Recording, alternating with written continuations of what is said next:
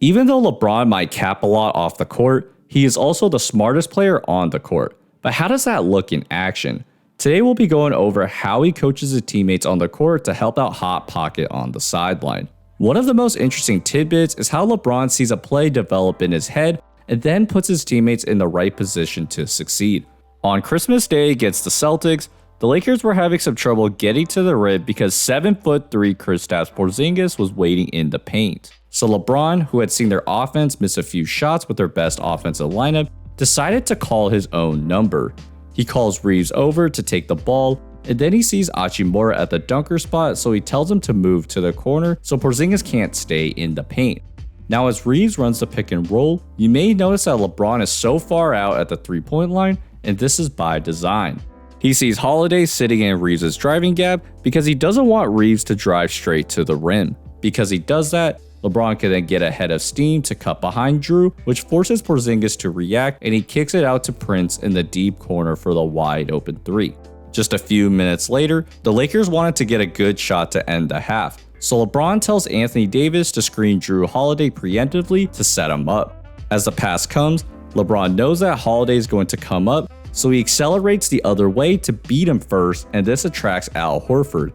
As a result, Davis is open, but he just misses the 3. You could see LeBron looking at Davis like, damn, that almost worked, but it just shows the bag of tricks that this man has. With that said, this might be the craziest thing that I noticed. After a loose ball, LeBron checks in the game and the Lakers aren't sure what to run, but watch what LeBron does. He looks at AD and tells him to come near the 3-point line, and you can see him coming up. He then tells Prince to go down low.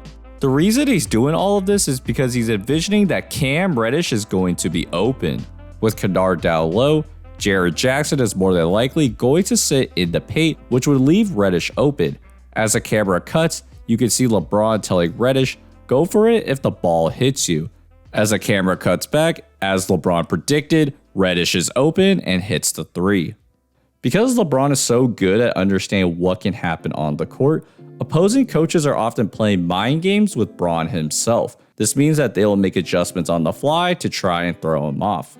After the Thunder get called for a kickball violation, LeBron tells Rui to rub, which means he wants Rui to set a fake screen to throw off the defense.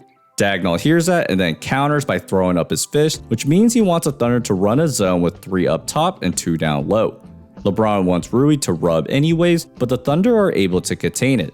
The Lakers then end up making a few passes that don't stress the defense, and it results in a Rui Hachimura fadeaway. So knowing that the Thunder are running the zone, LeBron brings his own tricks. He sees Wall is lagging, so he advances the ball to D'Lo. As Wood rolls to the basket, LeBron sees it, but uses his eyes to look at D'Lo to freeze Chet for 1 second before delivering a pinpoint pass to Wood. And notice how Chet doesn't even react until the ball is already in Woods' hands, and by that point it's way too late. On the next possession, the Thunder appear to be in the zone again, so LeBron throws it down the middle to Wood. But as Vanderbilt comes into the play, Dagnall yells, which means take the man closest to you, so the Thunder are playing man. LeBron gets a decent look, but it's a long 2, so the Thunder will live with that. Even though the Thunder did win a few of these possessions, it's really a testament to how locked in teams need to be to just even get one stop on LeBron. He can conceptually break down what the defense will do based on where players are positioned, which helps him understand how plays unfold. On the defensive end, his mind operates a bit differently. While there's no doubt LeBron understands defensive concepts to a T, what makes him so different from everyone else is his ability to recognize other teams' plays and tell his teammates where they need to be. Even before the play gets set up, LeBron senses that the play is going to Kawhi and he tells AD, hey, let's go this way, come back. Sure enough, as Zubac has the ball, the play is set up for Kawhi to come off 2 screens. LeBron first top blocks Kawhi to make sure he can't use the screen to get the dribble handoff, and then tells Davis to drop to prevent a backdoor cut.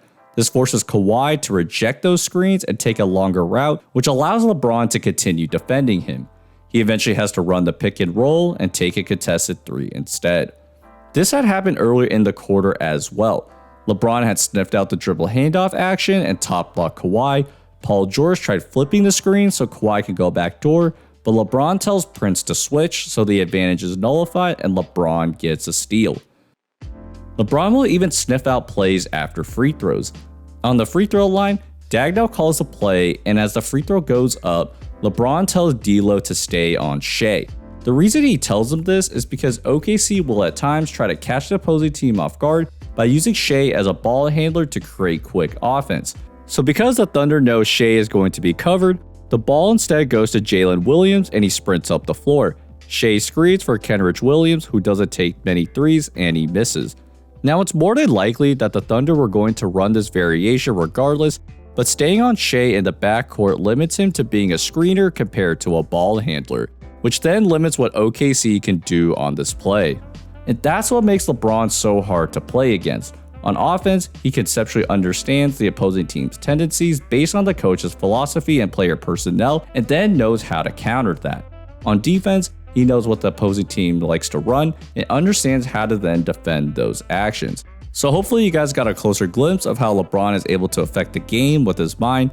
If you guys enjoyed this video, please like and subscribe, and I'll see you guys next time. Peace.